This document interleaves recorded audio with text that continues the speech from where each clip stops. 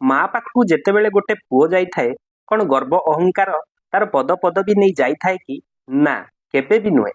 ଠିକ ସେମିତି ହନୁମାନ ମହାପ୍ରଭୁ ଯେତେବେଳେ ଶ୍ରୀରାମଚନ୍ଦ୍ରଙ୍କର ସନ୍ଦେଶ ନେଇ ଅଶୋକ ବନରେ ସୀତାମାତାଙ୍କ ଆଗରେ ଉପସ୍ଥିତ ହେଲେ, ସୀତାମାତାଙ୍କ ମନରେ ଏଇ ଭାବନା ଆସିଥିଲା, ଏଇ ଆଶଙ୍କା ଆସିଥିଲା କି ଏ ରାବଣର କୌଣସି ମାୟାବୀ ରୂପ ନୁହେଁ ତ?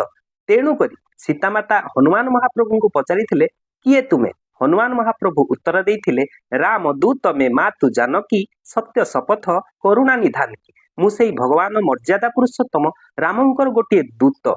ହନୁମାନ ମହାପ୍ରଭୁ ନିଜେ ଏକାଦଶ ରୁଦ୍ର ଅବତାର, ଭଗବାନ ଶିବଙ୍କର ସେ ଏକାଦଶ ଅବତାର, ଆଉ ପବନଙ୍କର ସେ ପୁତ୍ର। ସେ ତ ନିଜକୁ ଉପସ୍ଥାପନା କରିପାରିଥାନ୍ତେ, କିନ୍ତୁ ନା।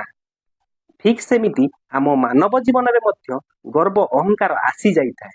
ସେୟା ନ କରି ମନେ ରଖିଥିବେ, କଲେକ୍ଟର ଚାକିରି ଦିନେ ନା ଦିନେ ସରିବ, ଚପରାସି ଚାକିରି ଦିନେ ନା ଦିନେ ସରିବ, ଆପଣଙ୍କ ଚାଷ କରିବା ପାଇଁ ସକ୍ଷମ ହେଇପାରିବେ ନାହିଁ, ବେପାର ବାଣିଜ୍ୟ କରିବା ପାଇଁ ଦିନେ ନା ଦିନେ ଆପଣ ଅସମର୍ଥ ହେଇଯିବେ। କିନ୍ତୁ ଭଗବାନଙ୍କର ଦାସ, ଜଗନ୍ନାଥଙ୍କର ଦାସ, ଶ୍ରୀରାମଙ୍କର ଦୂତ, ଏଇ ଯୋଉ ପଦବୀ କେବେ ଆପଣଙ୍କ ଠାରୁ ଯିବ ନାହିଁ ଆଜ୍ଞା। ଜୟ ଜଗନ୍ନାଥ, ଜୟ ଶ୍ରୀରାମ।